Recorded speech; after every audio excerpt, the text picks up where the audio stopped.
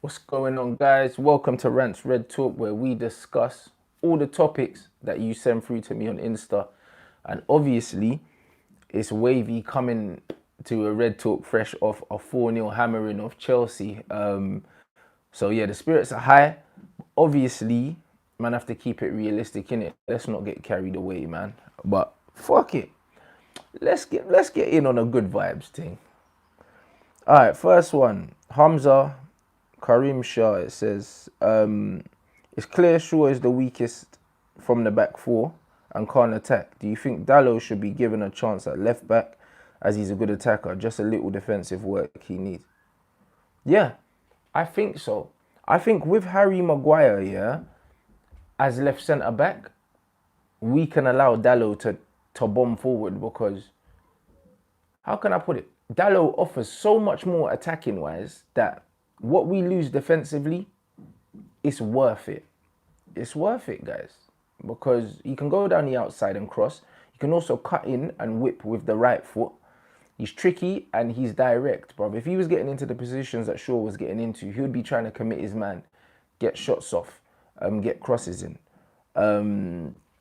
So I think that it's worth it, man. Like, we saw a lot, and Mourinho even commented on it on Sky Sports.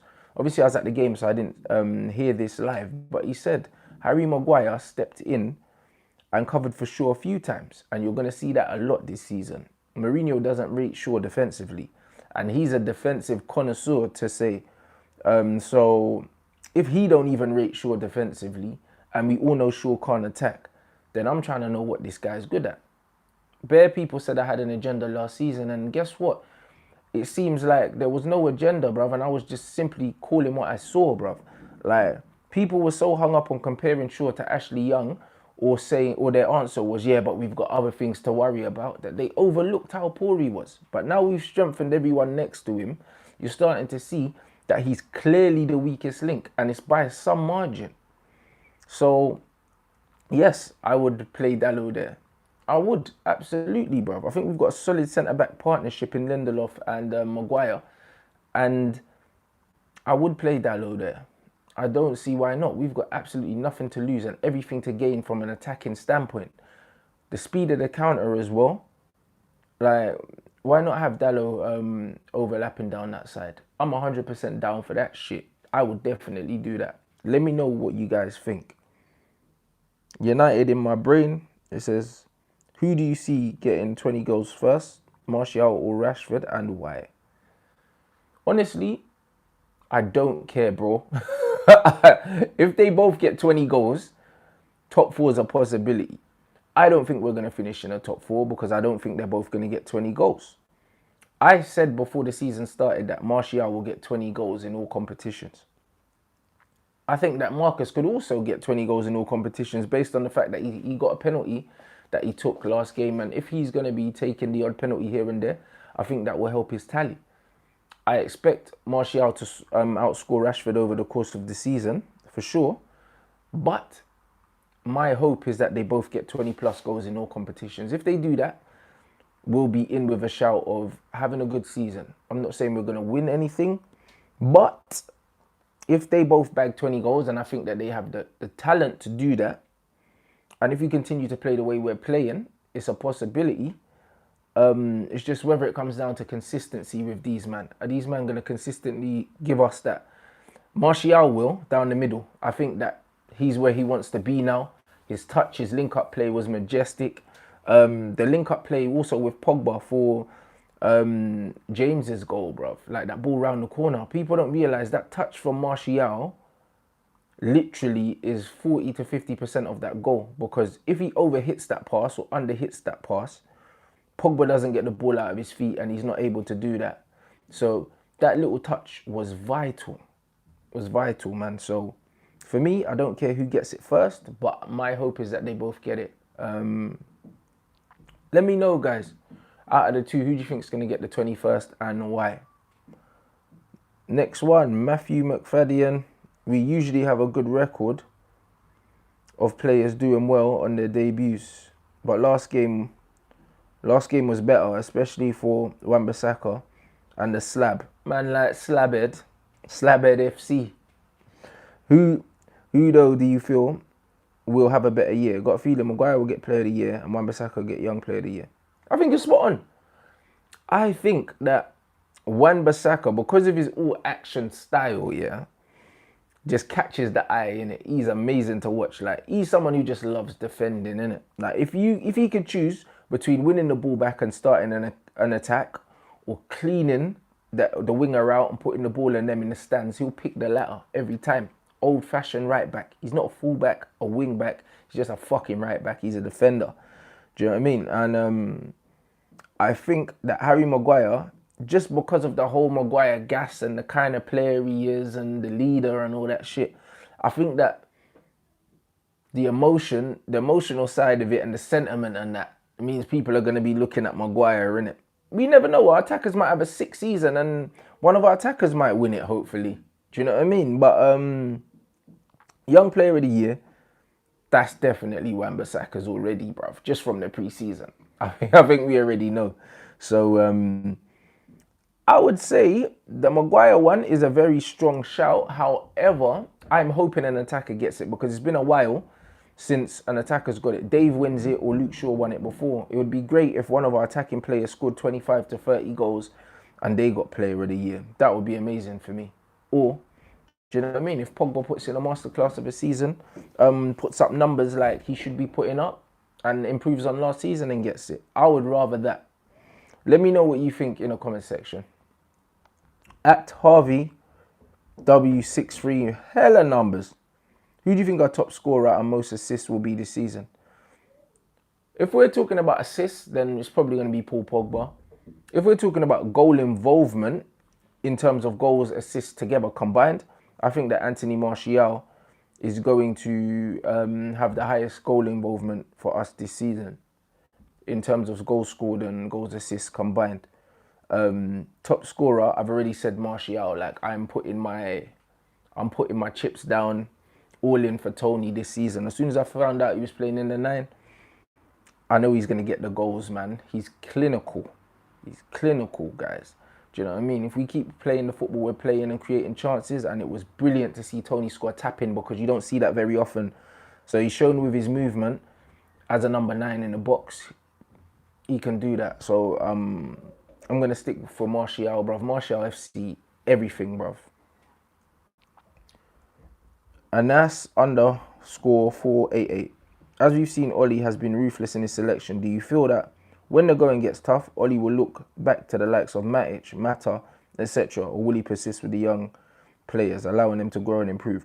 Love your content. Keep up the good work, Rants. Bro, this is exactly what I said about Ollie. I said the jury's still out on Ollie. Like, yeah, the first game of season, it was easy to be brave because we're at home and you want to lay a marker down. But what does Ollie do when maybe we draw a game that we should have won or we lose a game that we should have won or drawn? Does Ollie panic and then we'll go back to the likes of Matic and Mata and bring Jones and Smalling back in? Or does he stick to his guns of youth attacking football? Because we had the youngest 11 in the whole Premier League on the opening day of the season against Chelsea. That's very encouraging. I can't lie, bro. Like, we gave Solskjaer a 10 out of 10 in the match review because he done everything right. He dropped all the players we didn't want to be there. He played an attacking philosophy, and even when we were winning, he didn't make a defensive change, bro. He kept going for the jugular. We kept pressing. Like, if Ollie does this for the whole season, no matter where we finish, I think everyone's going to be behind the project and we're going to believe, bro. We're going to believe. So I do pray that Ollie, like, keeps the same energy, bruv. If Ollie keeps the same energy, I'm going to keep the same energy all season. That's one thing I've promised, innit? Ollie keeps this energy, I'm keeping this energy because there's a lot of positives to take right now. Let me know, guys. What do you think? Do you think that Ollie's got the minerals, bruv, the cojones to stick to his guns? Or when the going gets tough, do you think he's going to revert to a Mata type situation? As usual, let us know. Or let me know. And also, smash that like button if you ain't smashed that already. Come on, guys. You know the thing. All right. The Green Devil, one of the regulars. We had to weather a storm for the early part of the match yesterday. Do you think we'll be forced back into the market in Jan for a midfielder to shore things up? We don't really do business in January. But what I would say is I would keep an eye on the Christian Eriksen situation, you know, because he got a year left. It will be 6 months at that point. And if he doesn't get sold in this window, fam, I just put in a cheeky bid. I don't care. Like, do you know what I mean? Whether he, I know men are saying they're not sure if he wants to come or not. Bruv, I say, listen, come now. Just come. Do you know what I'm saying? Slap down a little 40 M's, get a Christian Eriksen, bruv. And, you know what I mean? We're cool. But otherwise, no. I don't think we will. Unless there's special circumstances, like the Alexis was a special circumstance. I don't see it happening. And that was the same as Eriksen, 6 months left on the contract. Can we get a deal done? But I don't think we're going to do nothing in January, man. I don't. I really don't. Let me know if you think otherwise. After seeing yesterday's match, has your expectations changed? Has your expectations for the season changed going forward? No. I am going to stick to my guns, keep the same energy throughout the season, no matter how well we're playing. And everyone gets carried away, guys, innit? So if it gets to a point where like we've won 6 on the bounce and that, and we're top of the league, I'm not saying it will ever get to that. I doubt I'm gonna get carried away, but if man does, please understand that I'm probably trolling, innit? Like, I'm probably trolling and I'm just messing around and having fun, because everyone's allowed to have fun. If we're winning and we're doing well, let's have fun with it. But honestly, I don't see us finishing in the top 4. I don't. Do you know what I mean? Like, there's nothing I saw in that Chelsea game that I didn't expect. I saw Martial, number 9 masterclass. I saw Marcus Rashford show his explosiveness and his ability to produce brilliant moments. He's always had that. I saw Paul Pogba with 2 brilliant assists. We knew that he had that. We saw an accomplished Harry Maguire. We knew that he had that. I saw Wan-Bissaka, that impossible to get round. We knew that he had that. Like, throughout the team, I saw Jesse's energy, all these things that I didn't learn anything about the team. I didn't learn nothing. So, honestly, there's nothing about that performance or that result that made me think, oh, you know what? Like, I've seen the side of United that I didn't know we had. Like, I knew that we had that, guys. So, there's nothing that's making me think in my head, you know what? Maybe we can do better. No, I still think that 5th is where we should be based on the recruitment, etc., etc. And if we finish above that, then Ollie's performed a masterclass. He deserves Manager of the Year. At Ibis Flex, do you think Pastor Frederick, man like Frederick, will feature more than Scott? Because large parts of the game, Scott went missing, only Pogba coming down deep to carry the ball. You know what people didn't notice in the game? People talk about how bad Pogba was, but you know what? McTominay didn't have a good game. And because of that, Pogba got caught in no man's land quite a few times. Forget, like, the losing the ball because they both lost the ball. But in terms of, like, Martial in the midfield, McTominay didn't have a great game, bruv. He didn't at all, and that put extra pressure on Pogba. But, bruv, I like McTominay, man. Like, honestly. Like, from what I've seen of McTominay, yeah, he seems like someone that, even if it's not going well for him, he'll still want the ball. He keeps it simple. He doesn't over try and complicate things. And I do think that Fred is a player. I really do, bruv. Like, I like Fred a lot. Like, I would play him. I would really play him, to be honest, bruv. Like, there'll be certain games I'd probably play Fred and McTominay and play Pogba in the 10 instead of Lingard. And maybe play Lingard from the right in some of those games. Do you know what I mean? Or not start Lingard at all and play James, bruv. Just because Pogba breaking forward can shoot and also, like, he can pass and spread the play. So, I do think that Fred, this will be his season to kind of show because we don't have the depth. I would have him ahead of Matic. Whether Oli does or not, I have no idea. There were rumours of him going out on loan. So I'm not quite sure how Oli sees him. So I can give you my opinion. But honestly, I don't even know at the end of the window if Fred will still be here because there were mad rumours of man going on loan. But I hope that's not the case, guys. Last but not least, at United Forever 3, would you say our best front four is Rashford, Martial, James with Lingard in the centre attacking midfield play position? Yeah, I would. I would also like to see Dalot on that right-hand side because his pace, his directness, his skill and his delivery means that he could do what Pereira did, but just with a lot more power and pace. Do you know what I mean? I wouldn't mind a counter attack of Dalot zipping down the right, Rashford zipping down the left, Martial through the middle. Do you know what I mean? And Jesse Lingard. Like, for me, I think that's our best four going forward, bruv. I think that Dalot's end product is just better than James's at the moment. But James is fucking rapid. I love the kid, man. Everything about James I just love, bruv. Like, the fact that he's just, you can see how happy he is to be at United. You can see how willing he is to work hard and all of that. Like, and I think that he adds something in the last 20 minutes, man. I don't know what it'd be like from the start, but for now, I'm trying to see him come on and just make 20-minute cameos. Let's not put pressure on the lad. I said it. If he had an impact like Ronaldo had in his first season, like, as I said before, I'm not comparing him to Ronaldo because man like to go into my videos and chop them up. Do you know what I'm saying? I'm not comparing him to Ronaldo. I'm saying the impact in terms of coming on with 20 minutes to go, stretching teams, committing teams, winning fouls. I think that that's going to be his role this season.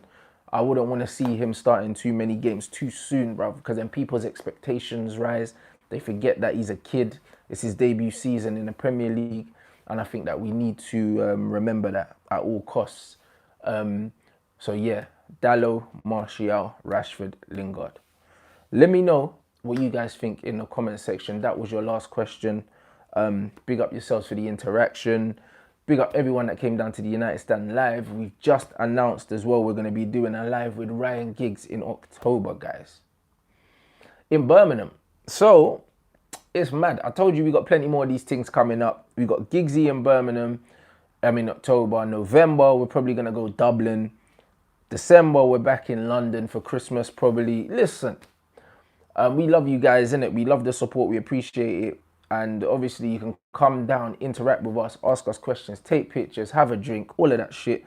At the end of the day, it's a fan channel, so we want to keep you as involved as possible throughout the season. So we're going to be doing a lot more stuff with the fans because at the end of the day, you're the reason why we're doing so well. There's no way we could have come from, what, we're barely on 200 odd thousand subs 13 months ago to the biggest channel in the world. Manchester United channel in the world. Like, it's all down to you guys, so it would be sick to meet all of you. Make sure you add up the socials at Rants and Bants on Twitter and Instagram. Smash the like if you haven't done it already. Share it, leave your comments, all of that. And the Flex and Rant show is coming out today at 1 o'clock. So yeah, it's lit.